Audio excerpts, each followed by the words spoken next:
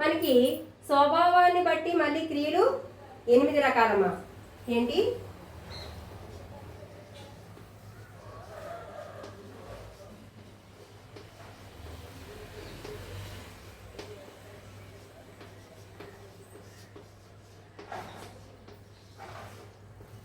ఎనిమిది రకాలు.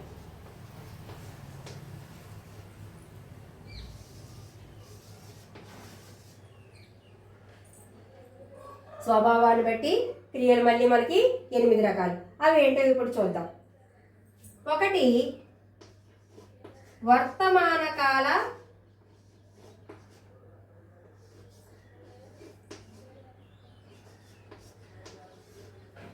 క్రియలు.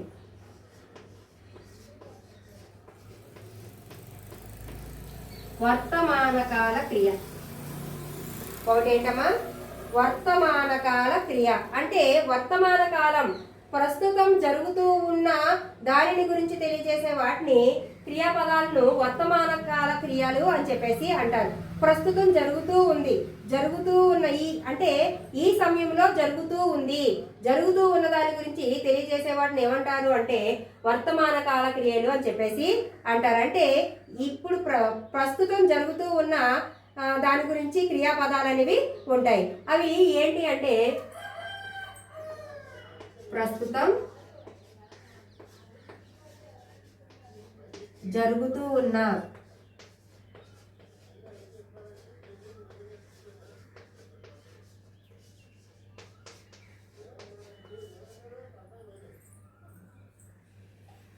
దానిని గురించి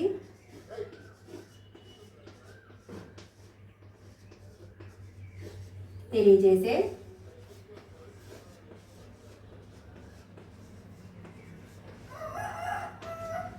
క్రియాపదాలను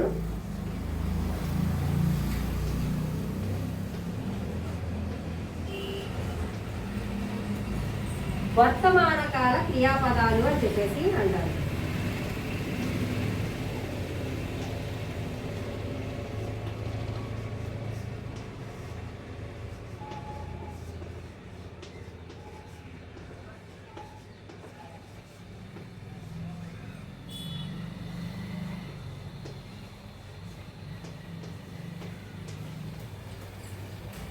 వర్తమాన కాల క్రియ అంటే ప్రస్తుతం జరుగుతూ ఉన్న దానిని గురించి తెలియజేసే క్రియాపదాలను వర్తమాన కాల క్రియాపదాలు అంటారు. ప్రస్తుతం ఇప్పుడు జరుగుతూ ఉంది దానిని గురించి తెలియజేసేదే వర్తమాన కాల క్రియాపదాలు. ఉదాహరణ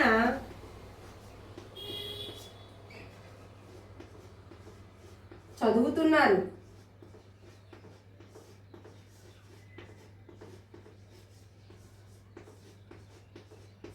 ఆడుతున్నారు, ఆడుతూ ఉన్నారు, పాట పాడుతూ ఉంది, పాడుతూ ఉంది.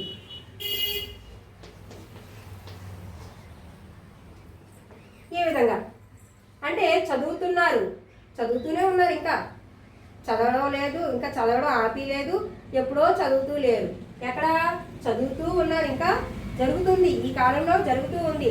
ఆడుతూ ఉన్నారు, పిల్లలందరూ కూడా అక్కడ ఆడుకుంటూ ఉన్నారు, ఆపేలేదు. ఇంకా పాడుతూ ఉంది, పాట పాడుతూ ఉంది అమ్మాయి. కాబట్టి ఏంటి ప్రస్తుతం జరుగుతూ ఉంది, జరుగుతూ ఉంది దాని గురించి తెలియజేసిన పదాలు. కాబట్టి ఇవి వర్తమాన కాల క్రియాపదాలు అని చెప్పేసి అంటారు. సీత పాట పాడుతూ ఉంది, సీత పాట పాడుతూ ఉంది.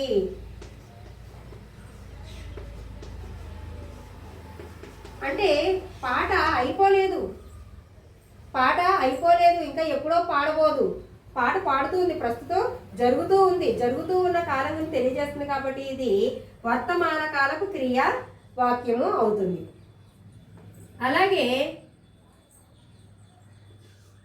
గిరి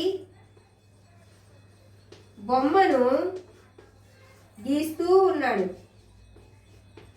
గీస్తూ ఉన్నాడు అంటే బొమ్మను గీస్తూ ఉన్నాడు, ఇంకా గీస్తున్నాడు, గీయడం అయిపోలేదు, ఇంకా ఎప్పుడో గీయుడు.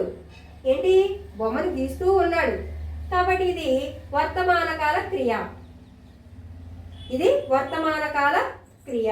పాడుతూ, గీస్తూ అనేది ఏంటమ్మా, వర్తమాన కాల క్రియాపదము. అంటే స్వభావాన్ని బట్టి మనం క్రియలు ఎన్ని రకాలుగా విభజించామమ్మా?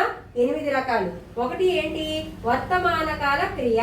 వర్తమాన కాల క్రియ అంటే ప్రస్తుతం జరుగుతూ ఉన్న దానిని గురించి తెలియజేసే క్రియాపదాలను ఏమంటారంటే వర్తమాన కాల క్రియాపదాలు అని చెప్పేసి అంటారు. అవి ఏంటి, చదువుతూ ఉన్నారు, నాట్యం చేస్తూ ఉన్నారు, తర్వాత అమ్మ వస్తూ ఉంది, అమ్మ వంట చేస్తూ ఉంది. ఈ విధమైన అంటే ఆ కాలంలో ఇంకా జరుగుతూ ఉంది, జరుగుతూ ఉన్న దాని గురించి తెలియజేస్తున్నాయి. కాబట్టి వీటిని ఏమంటారంటే వర్తమాన కాల క్రియలు అని చెప్పేసి అంటారు. స్వభావాన్ని బట్టి క్రియలు 8 రకాలని చెప్పుకున్నాం. ఒకటి వర్తమాన కాల క్రియలు అని చెప్పుకున్నాం. రెండవది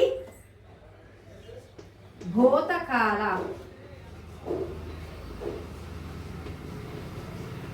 భూతకాల క్రియలు. భూతకాల క్రియ అంటే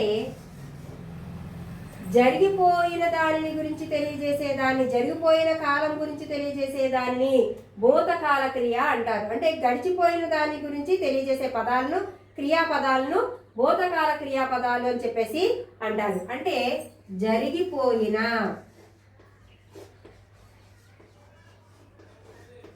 కాలం గురించి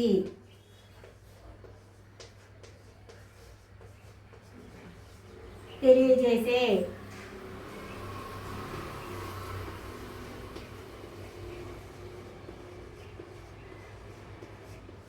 వాటిని భూతకాల క్రియలు అంటారు.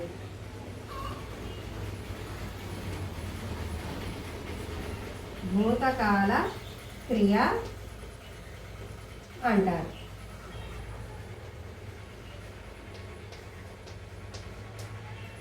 రెండేంటమ్మా, భూతకాల క్రియ. భూతకాల క్రియ అంటే జరిగిపోయిన కాలం గురించి, ఎప్పుడో జరిగిపోయింది, ఆ గడిచిపోయిన కాలం గురించి తెలియజేసే క్రియాపదాలను, ఆ విధంగా తెలియజేసే క్రియాపదాలను ఏమంటారు అంటే భూతకాల క్రియాపదాలు అని చెప్పేసి అంటారు. భూతకాల క్రియ అంటే జరిగిపోయిన కాలం గురించి తెలియజేసే వాటిని భూతకాల క్రియ అంటారు. అలాంటి పదాలను అంటే ఎప్పుడో అయిపోయింది, గడిచిపోయిన కాలం గురించి చెప్పే పదాలు ఉంటాయి కదమ్మా, ఆ పదాలను ఏమంటారంటే భూతకాల క్రియ పదాలు అని చెప్పేసి అంటారు. ఉదాహరణ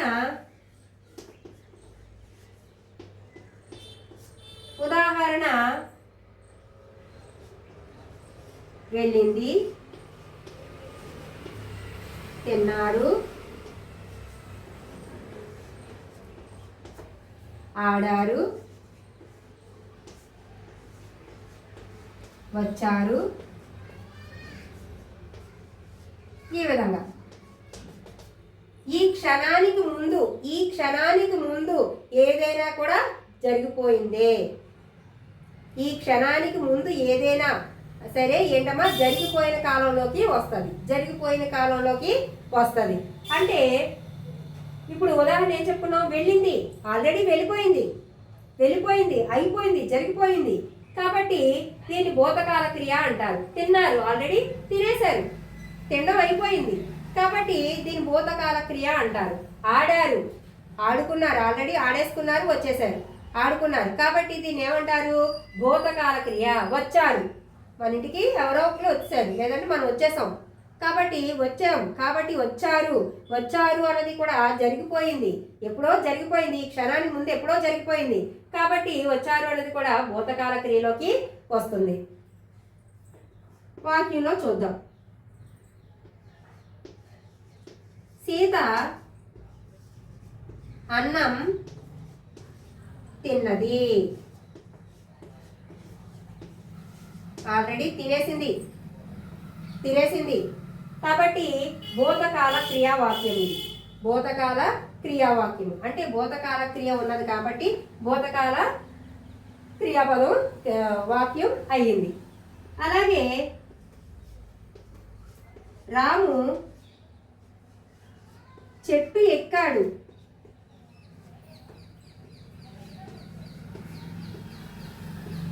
ఎక్కాడు, ఎక్కేశాడు ఆల్రెడీ. జరిగిపోయిన క్రియాపదం వచ్చింది ఇక్కడ. ఆల్రెడీ ఎక్కేశాడు, ఎక్కాడు, చెట్టు ఎక్కేశాడు, ఇంకా ఎక్కుతూ ఉండలేదు. అలాగే ఎప్పుడు ఎక్కబోడు, ఏంటి ఎక్కేశాడు. కాబట్టి ఇది జరిగిపోయిన క్రియాపదం. ఇది ఎందులోకి వస్తుంది? భూతకాల క్రియలోకి వస్తుంది. ఇది భూతకాల క్రియ. భూతకాల క్రియ అంటే ఒకసారి చూడండి అమ్మా. భూతకాల క్రియ అంటే జరిగిపోయిన కాలం గురించి తెలియజేసే దాన్ని భూతకాల క్రియ అని చెప్పేసి అంటారు. అంటే గడిచిపోయిన కాలం, ఈ క్షణానికి ముందు ఏదైనా సరే గడిచిపోయిన కాలంలోకే వస్తుంది. అయితే అలాంటి క్రియాపదాలు ఏంటి? వెళ్ళింది, తిన్నారు, ఆడారు, వచ్చారు. ఈ విధంగా సీత అన్నం తిన్నది, ఆల్రెడీ తినేసింది కాబట్టి ఇది భూతకాల క్రియ. రాము చెట్టు ఎక్కాడు, ఆల్రెడీ ఎక్కేశాడు కాబట్టి ఇది భూతకాల క్రియ. ఇప్పుడు క్రియల్లో మూడోది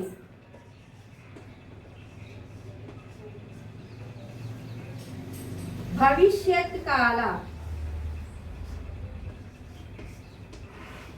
క్రియ. భవిష్యత్ కాల క్రియ మూడోది ఏంటమ్మా? భవిష్యత్ కాల క్రియ. ఇది ఏంటి అంటే ఎప్పుడో జరగబోయే దాని గురించి తెలియజేసేదాన్ని భవిష్యత్ కాల క్రియ అని చెప్పేసి అంటారు. అంటే జరగబోయే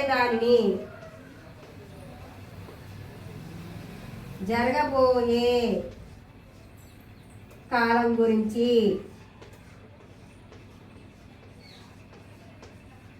తెలియజేసే వాటిని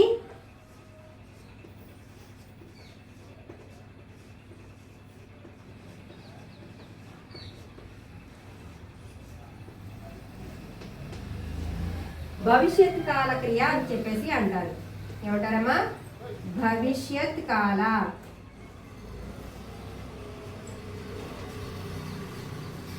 క్రియ అంటారు.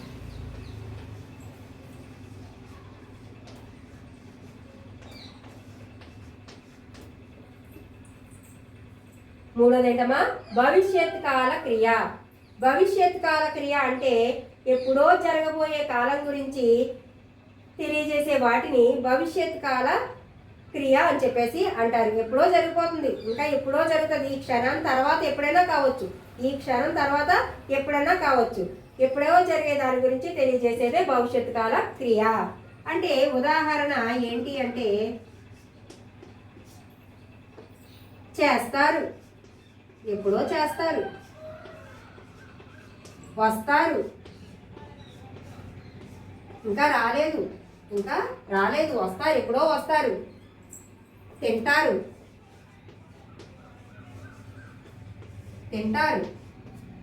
ఇంకా తినలేదు, తినేయలేదు, ఇంకా తింటూ ఉండలేదు. ఏం చేస్తున్నారు? ఇంకా తింటారు, ఎప్పుడో తింటారు. అలాగే గీస్తారు, బొమ్మలు గీస్తారు, ఎప్పుడో గీస్తారు, ఇంకా గీయలేదు బొమ్మల్ని. ఈ విధంగా ఎప్పుడో జరిగే దాని గురించి తెలియజేసేదే భవిష్యత్ కాల క్రియ. ఎప్పుడో జరిగే దాని గురించి తెలియజేసేదే భవిష్యత్ కాల క్రియ. అంటే ఈ క్షణం తర్వాత ఎప్పుడైనా కావచ్చు, ఈ క్షణానికి తరువాత ఏదైనా ఎప్పుడైనా కావచ్చు. అంటే ఆ తర్వాత ఎప్పుడైనా అంటే జరగబోయే కాలం గురించి వస్తుంది. జరగబోయే దాని గురించి తెలియజేసే వాటిని భవిష్యత్ కాల క్రియ అని చెప్పేసి అంటారు. ఎప్పుడో జరగబోయే దాని గురించి తెలియజేసే పదాలని, క్రియాపదాలని భవిష్యత్ కాల క్రియాపదాలు అని చెప్పేసి అంటారు. చేస్తారు, వస్తారు, తింటారు, గీస్తారు. ఉదాహరణ గౌరీ నాట్యం చేస్తుంది, ఇంకా చేయలేదు, చేస్తుంది, ఎప్పుడో టైం ఉంది ఇంకా. గౌరీ నాట్యం చేస్తుంది. తర్వాత పాప పాలు త్రాగుతుంది,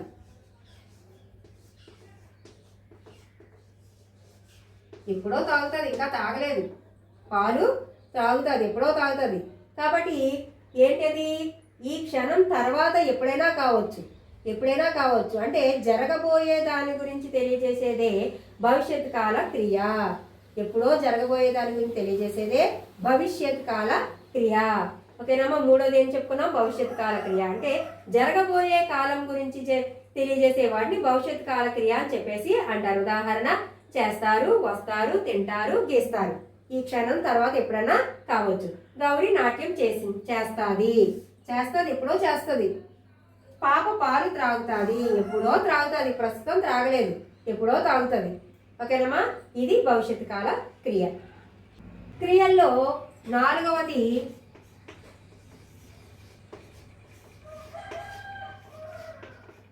తద్ధర్మార్థక.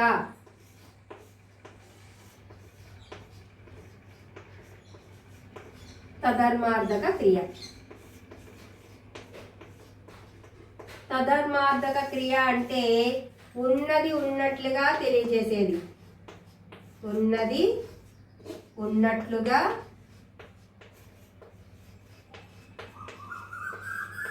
తెలియజేసే వాటిని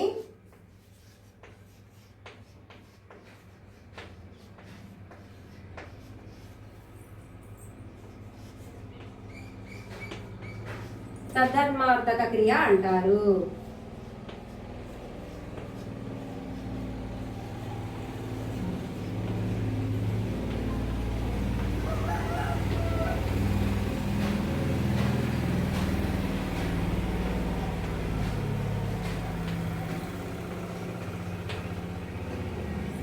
ఏంటమ్మా? తద్ధర్మార్థక క్రియ. 4వది క్రియల్లో 4వది తద్ధర్మార్థక క్రియ. అంటే ఉన్నది ఉన్నట్లుగా చెప్తారన్నమాట. అక్కడ నిత్య సత్యాలు, అవి మారవు, ఎప్పటికీ అలాగే ఉంటాయి. అవి వర్తమాన కాలం అవ్వచ్చు, భూతకాలం అవ్వచ్చు, భవిష్యత్తు కాలం అవ్వచ్చు. ఏ కాలంలోనైనా సరే ఒకేలాగా ఉంటాయి, ఒకేలాగా జరుగుతూ ఉంటాయి.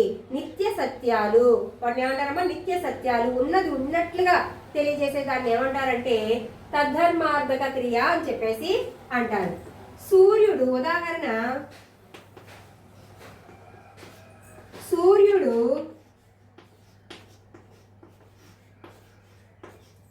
తూర్పున ఉదయిస్తాడు.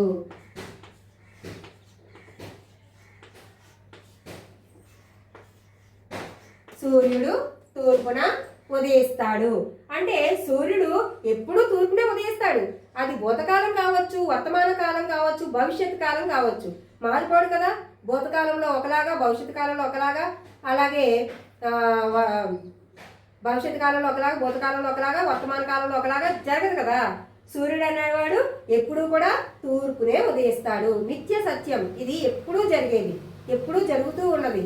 కాబట్టి దీన్ని ఏమంటారు అంటే తద్ధర్మార్థక క్రియ అని చెప్పేసి అంటారు. ఉన్నది ఉన్నట్లుగా చెప్తున్నాం ఇక్కడ. అంటే సూర్యుడు తూర్పునే ఉదయిస్తాడు. పడమట ఉదయిస్తాడా? దక్షిణాన్ని ఉత్తరాన్ని ఉదయిస్తాడా? లేదు కదా, ఎప్పుడు తూర్పునే ఉదయిస్తాడు. కాబట్టి దీన్ని ఏమంటారు? తద్ధర్మార్థక క్రియ అని చెప్పేసి అంటారు. నీరు పల్లానికి ప్రవహించును.